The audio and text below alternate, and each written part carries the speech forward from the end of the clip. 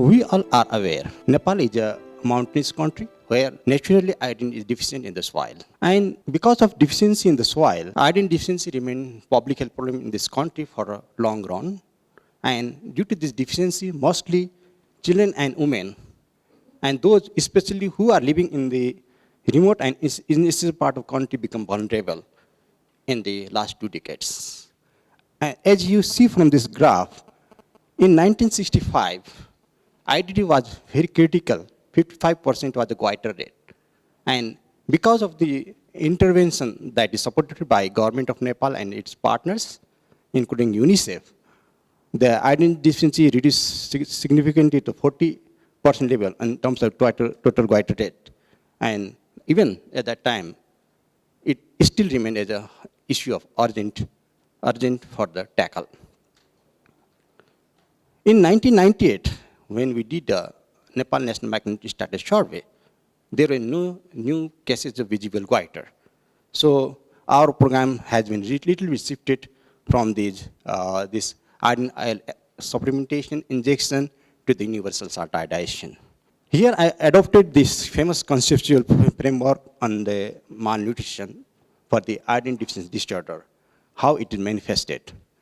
So in general, iodine deficiency occurs in the situation where either there is low dietary intake of iodine or inadequate utilization iodine will happen as an immediate cause.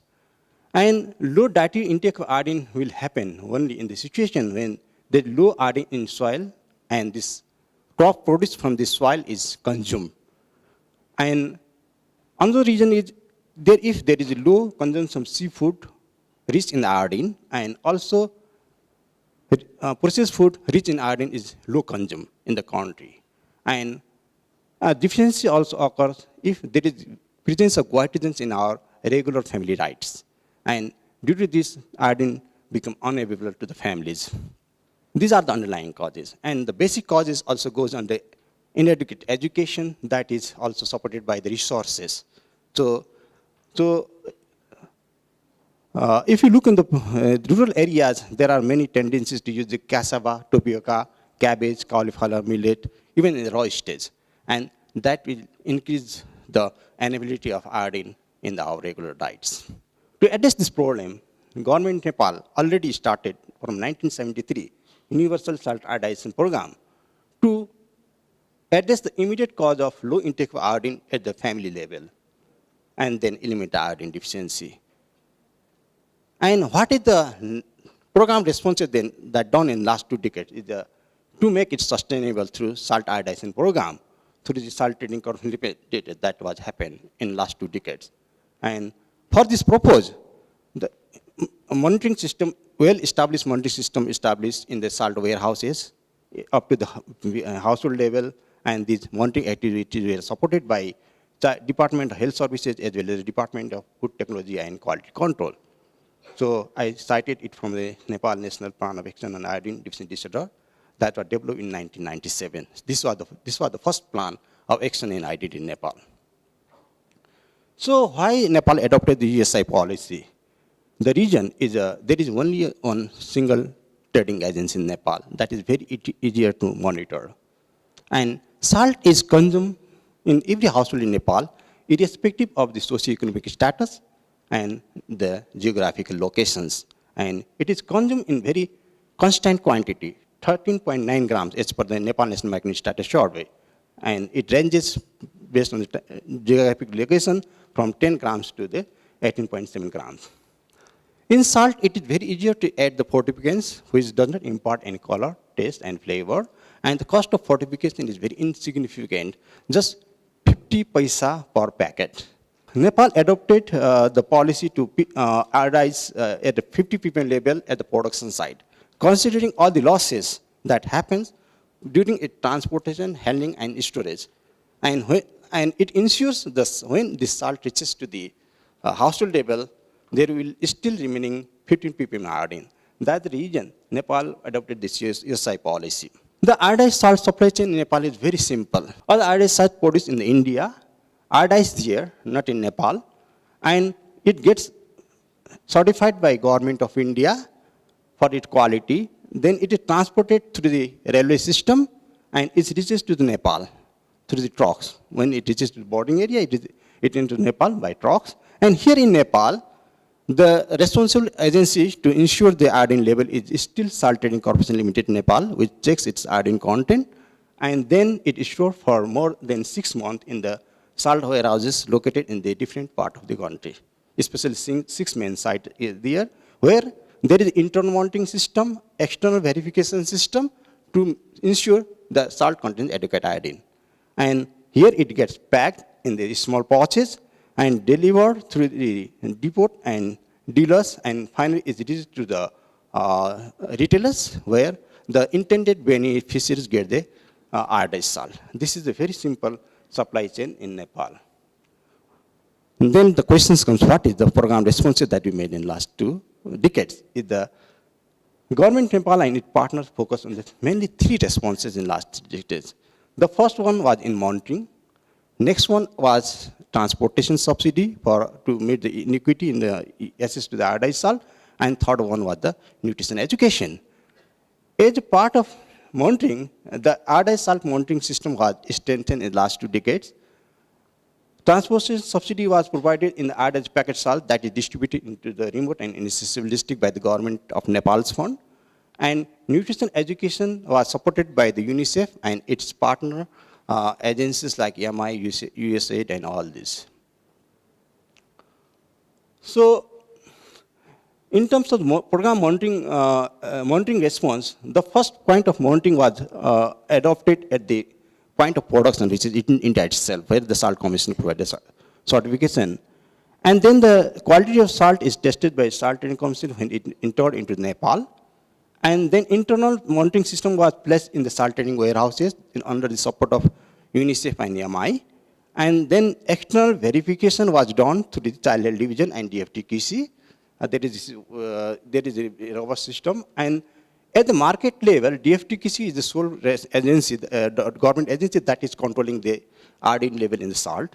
And at the household level, periodically Nepal government is monitoring the iodine consumption through the periodic surveys like Nepal National Magnet Survey, Nepal Iodine Deficiency Survey Status Survey, NDHS Survey, and NMIX Survey.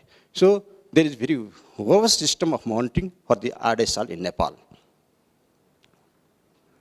So recently, Nepal also did a Nepal National Magnet Status Survey, and already we tested the salt that is collected from this field, and also did urine iodine sample testing in the sample that is collected from the field during the survey. And as you see, there is 2,109 salt samples is already tested in DFTQC laboratory. 1,134 urine samples from the school children were tested in Guatemala. 2,131 urine samples from non-pregnant women were tested in the Guatemala, as well as 203 samples of pregnant women were tested in the Guatemala. So all these results are linked very well with the target groups. So there is very easier to analyze this data in the future to understand well and what is affecting. So this report will be available by end of 2017. And next program response is transportation subsidy. I already mentioned more. So there is a kind of government is putting some money to increase the accessibility. And one of the great things that Nepal done is nutrition education through its iodized social marketing campaign, especially under the strategy, 2-child logo salt was promoted, which symbolizes the adequacy of iodine in the salt. And so many activities was organized, right from the electronic focus through the electronic and print media, county-based social marketing approaches were adopted, and also intensified approaches to reach the unreached community was also applied under social marketing. And there was targeted intervention as a nationwide intervention. Nepal government is organizing RDD month every year in the February month. And due to this, we can see there is a good progress in the use of iodized salt from 55 to 95%.